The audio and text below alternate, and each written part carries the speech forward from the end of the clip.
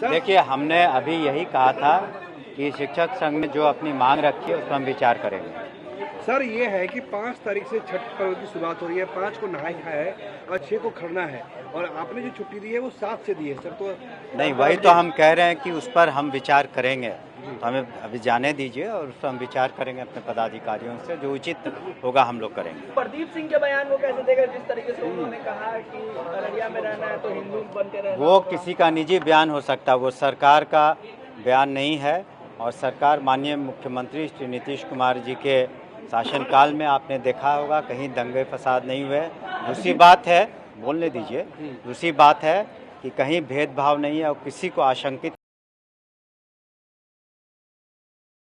होने की से हमारे काल में उचित न्याय मिला है और भविष्य में भी हम लोग सौहार्दपूर्ण तरीके से यहाँ पे जनता रहेगी। और वो तो निश्चित रूप से वो पर्सनल किसी का बयान हो सकता है, वो सरकार का बयान नहीं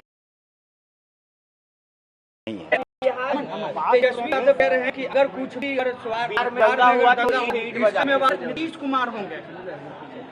देखिए, राजनीति में सभी को हक है अपनी बातों को रखना का, तो अपनी बातों को लोग रखते हैं, किसी भी पार्टी के हों, कोई भी नेता हो।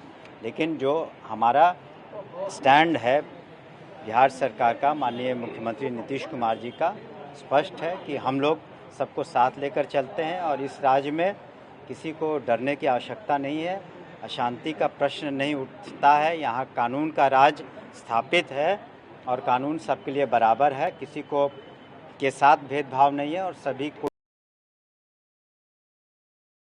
कोई सरकार पूरा सहयोग करेगी और पूरी सना सरकार जिम्मेदार बता रहे थे, कह रहे हैं। सर, आप आके वरिष्ठ IPS हो चुके हैं, प्रदीप सिंह जो सांसद हैं इस तरह के बयान दिए, आपको लगता है कि बिहार सरकार को अपनी तरफ से कोई कार्रवाई करना चाहिए? अगर कोई देखिए, वहाँ पर जो स्थानीय, मैंने उनका बयान सुना नहीं है, आप लोग बात कर रहे हैं, तो स्थानीय प्रशासन इस संबंध में जो उचित निर्णय लेना होगा।